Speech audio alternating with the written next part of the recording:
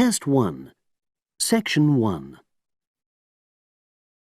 You will hear a woman being interviewed by a market researcher in a health club about her membership of the club. First, you have some time to look at questions 1 to 5.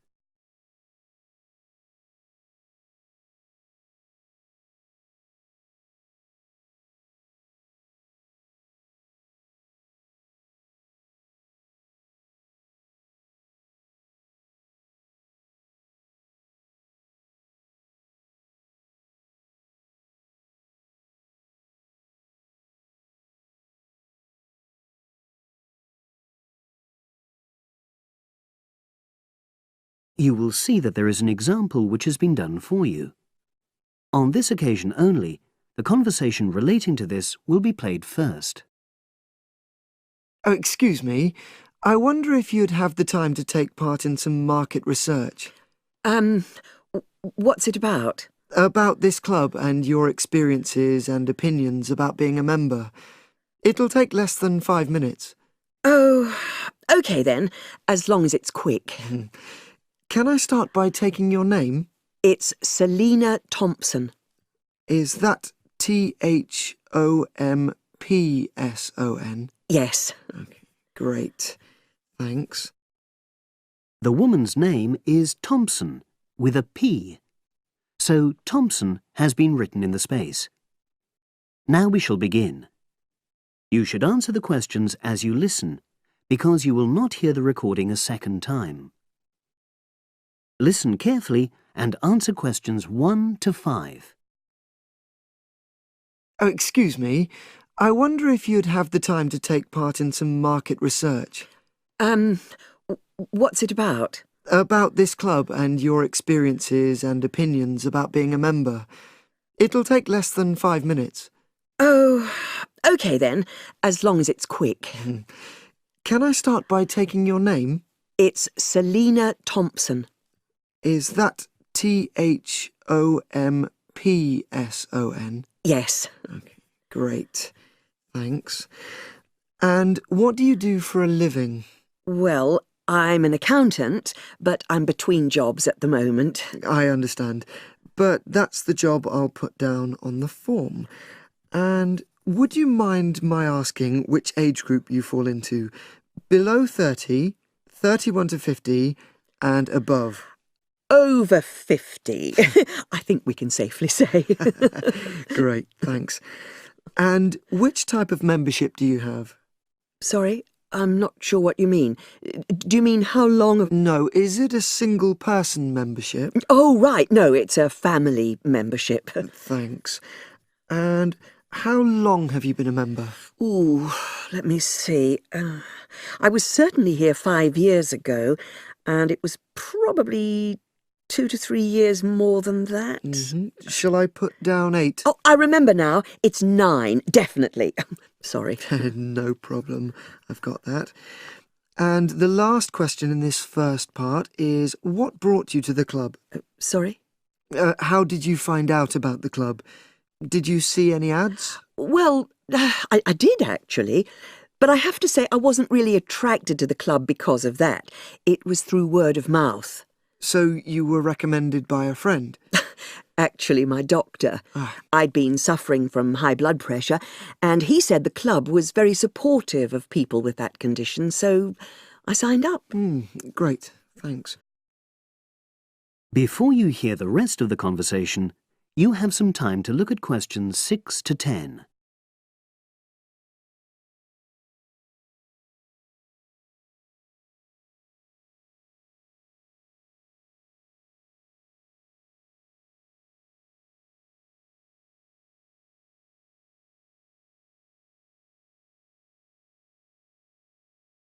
Now listen and answer questions 6 to 10.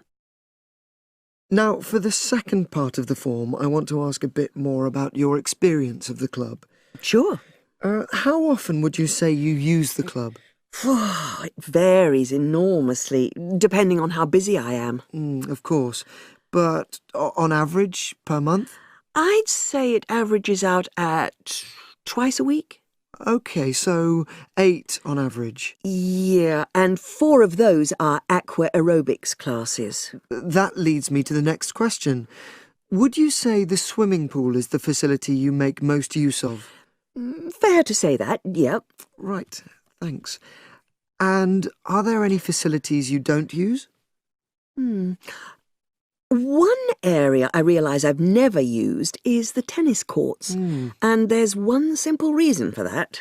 You don't play tennis? Actually, I'm not bad at it. Oh. It's that I'm not happy having to pay extra for that privilege. Ah, right. I've made a note of that. Thanks.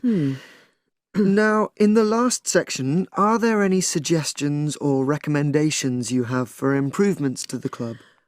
Only about health and fitness? Anything at all? Well, I'd like to see more social events. Oh. It isn't just a question of getting together for games or classes, but other things, you know. Yes, sure. And another thing that I was thinking when I had my yoga class in the gym last night, we were all sweltering in the heat, was that I think they should put in, Air conditioning. That's exactly what I mean. The rooms are really light and well designed, but they do need proper installations. Sure. Well, I've made a note of that. Good. So, is there anything else you'd like to suggest? About quality of service, for example? Oh, everyone's very nice here. They couldn't be more friendly and helpful. Oh, but I tell you what, it's a shame the restaurant isn't open in the evening on Saturday, and Sunday as well, for that matter. Oh. So the club should... open it later on those days. OK. Well, thank you very much. That's all the questions I have. That is the end of section 1. You now have half a minute to check your answers.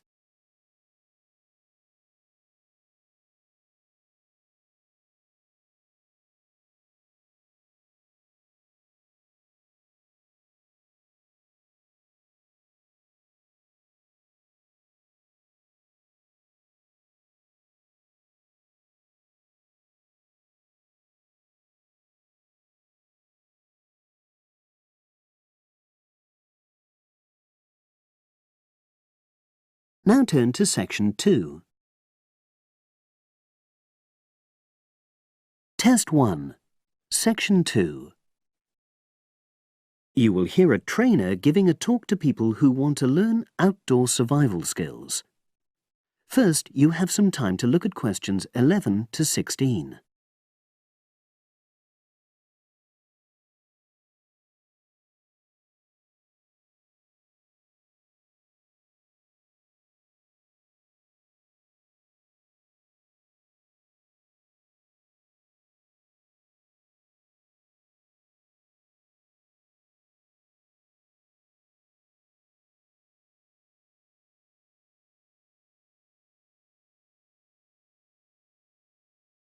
Now listen and answer questions 11 to 16. Good morning, everyone, and welcome to our outdoor survival program. As you know, this week you'll be learning some of the basic information and skills you need to look after yourself independently in the outdoors. These first 2 days will be based here in the classroom, and then we'll be taking a camping trip to put into practice some of the things you've learned. I'm going to start off with the topic of food. And to start with, I'll describe just 2 methods which we'll be putting into practice at our camp, and which make use of natural resources: the steam pit and the bamboo pot. I've got 2 posters here to make things clearer, and I'll start with the steam pit here. To make this, you'll need some dry sticks, some grass, some loose earth, and some stones. And for this week only, some matches. The first thing you do is to dig a shallow pit in the place you've chosen to do your cooking. Let's say about 25 centimeters deep and 30 centimeters wide. Your sticks have to be a bit wider than the pit because you have to put a line of them along the top from one end of the pit to the other. Before setting light to these, you take some large stones and arrange them on top. Then you start the fire and wait till the wooden platform burns through and the stones fall into the pit. At this point, brush away any pieces of hot ash from the stones. You can use a handful of grass and then take another stick and push it down into the center of the pit, between the stones. After that, you cover the whole pit with a thick layer of grass.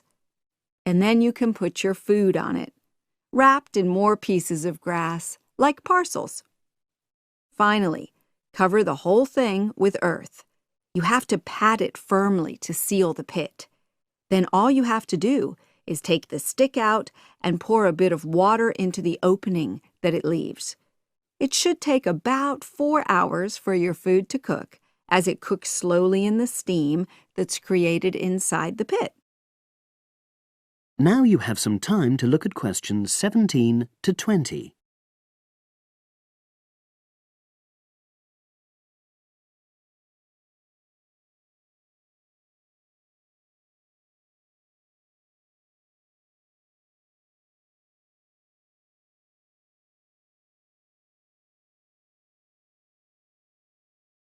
Now listen and answer questions 17 to 20. So, simple but effective. The other method you're going to practice this week is the bamboo oven. Now, the steam pit is ideal in certain conditions because the heat is below ground level. For example, if there's a strong wind and you're afraid a fire might spread. But when it's safe to have an open fire, you can use the bamboo oven method. You get a length of bamboo, which, as you probably know, is hollow and consists of a number of individual sections with a wall in between. You use a sharp stick to make a hole in each of the dividing walls apart from the end one. Then you lean the bamboo over a fire, with the top propped up by a forked stick and the bottom sitting on the ground. You pour enough water in the top to fill the bottom section, and then light a fire underneath that section to heat the water. Then you put your food inside the top section, and the steam coming up the bamboo through the holes you made cooks it. I'm going to move on now to food itself and talk about some of the wild plants you might cook. I'm going to begin with fungi. That's mushrooms and toadstools. I'm sure you'll be aware that some of these are edible and they're delicious, but some of them are highly poisonous. Now, whether they're poisonous or not, all fungi that you find in the wild should be cooked before eating, because that helps to destroy any compounds in them that might be mildly toxic. But be aware that any amount of cooking won't make poisonous varieties any safer to eat.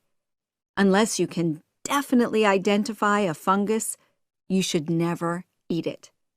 It's not worth the risk. And you need to be really sure, because some fungi that are poisonous are very similar in appearance to certain edible varieties. They can easily be mistaken for each other.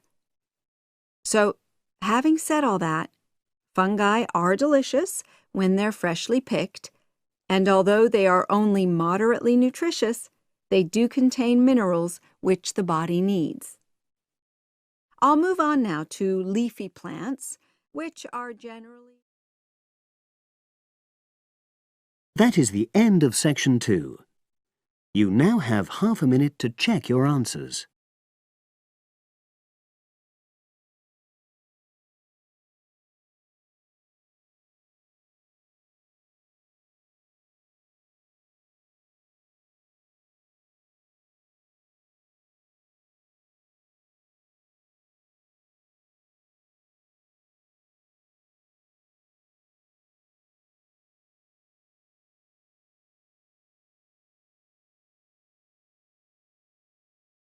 Now turn to section 3. Test 1. Section 3. You will hear a woman called Phoebe who is training to be a teacher, talking to her tutor called Tony about research she has done in a school. First, you have some time to look at questions 21 to 25.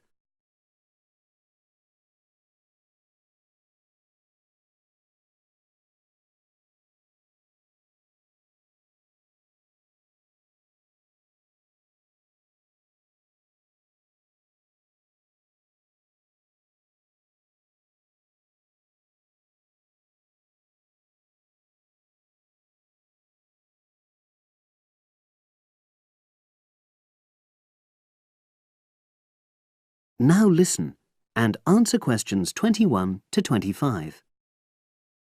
So, how did you get on with your school-based research, Phoebe? Well, it was exhausting, but really valuable. Good. What was the specific focus you chose?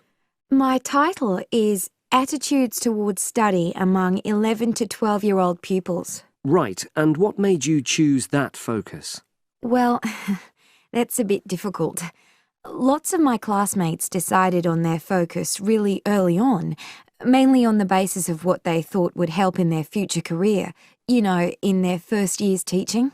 So that's what helped you decide? Actually, it was that I came across a book written by experienced teachers on student attitudes, and that motivated me to go for the topic. OK. So what were your research questions or issues? Well, I wanted to look at the ways students responded to different teachers, particularly focusing on whether very strict teachers made teenagers less motivated. And from your research, did you find that was true? No, not from what I saw, from my 5 days observation, talking to people and so forth. OK. We'll talk about the actual research methods in a moment, but before that, can you briefly summarise what your most striking findings are? Well, what really amazed me was the significant gender differences. I didn't set out to focus on that, but I found that boys were much more positive about being at school. Girls were more impatient. They talked a lot about wanting to grow up and leave school. Very interesting. Yeah, it is.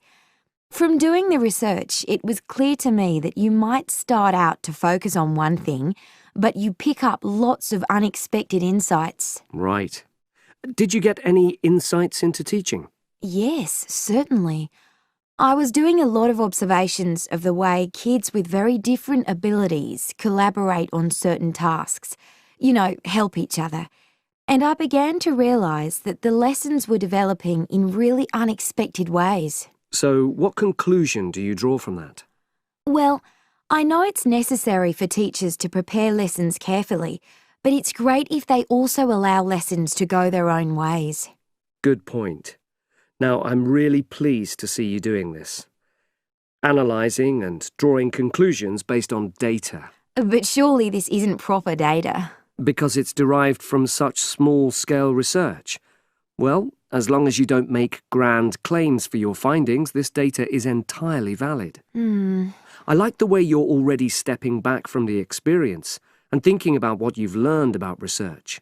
Well done. But I know I could have done it better. As you become more experienced, you'll find ways to reduce the risk of difficulties. OK. Now you have some time to look at questions 26 to 30.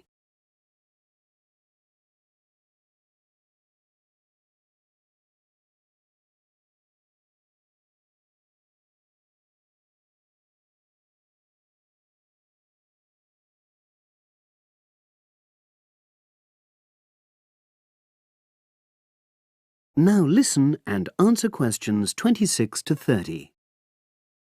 So, let's look in more detail at how you gathered your data. Let's start with lesson observation. Well, it generally went quite smoothly. I chose my focus and designed my checklist. Then teachers allowed me into their classes without any problems, which surprised me. It was afterwards that the grueling work started. Yeah, it's very time-consuming, isn't it? Making sense of analysing your observation notes. Absolutely. Much more so than interview data, for example. That was relatively easy to process, though I wanted to make sure I used a high-quality recorder to make transcription easier. And I had to wait until one became available. Right. And did you interview some kids as well? In the end, yes. I talked to 10, and they were great. I'd imagined I'd be bored listening to them, but... So it was easy to concentrate? Sure. One of the teachers was a bit worried about the ethics, whether it was right to interview young pupils, and it took a while for him to agree to let me talk to 3 of the kids in his class, but he relented in the end. Good. What other methods did you use? I experimented with questionnaires, but I really regret that now.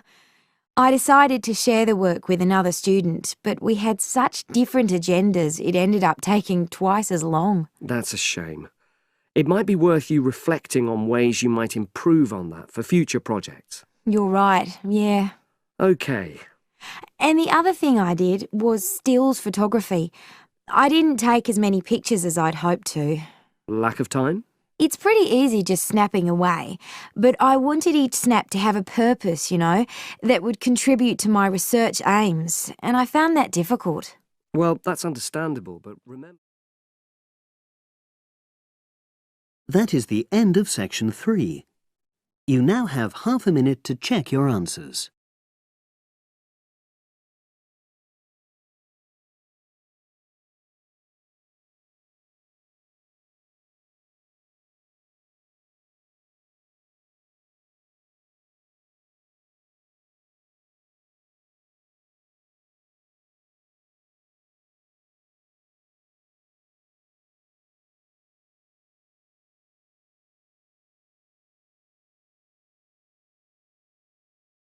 Now turn to section 4. Test 1, section 4. You will hear an environmental studies student giving a presentation about his project on saving an endangered species of plant. Now you have some time to look at questions 31 to 40.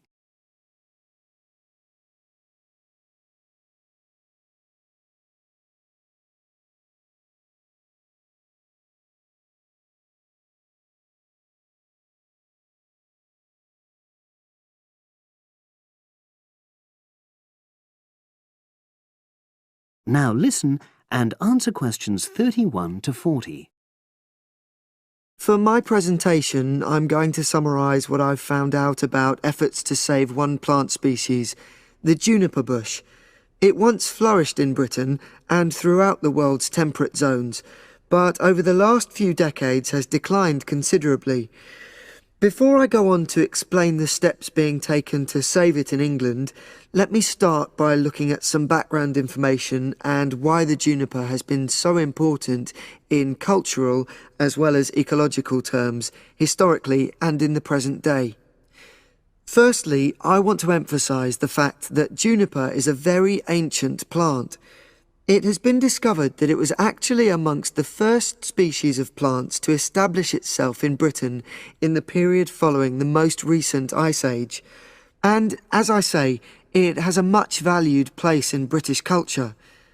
It was used widely as a fuel during the Middle Ages because when burnt, the smoke given off is all but invisible, and so any illicit activities involving fire could go on without being detected.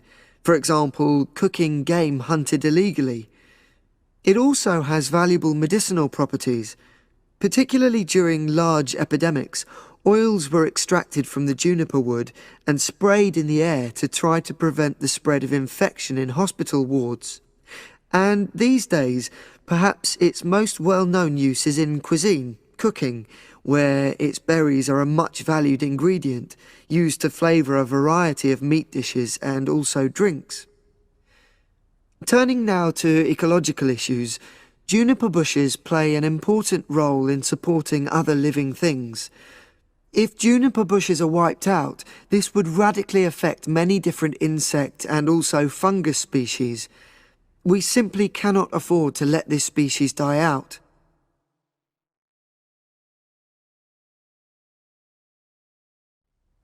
So, why is the juniper plant declining at such a rapid rate? Well, a survey conducted in the north and west of Britain in 2004-5 showed that a major problem is the fact that in present-day populations, ratios between the sexes are unbalanced, and without a proper mix of male and female, bushes don't get pollinated.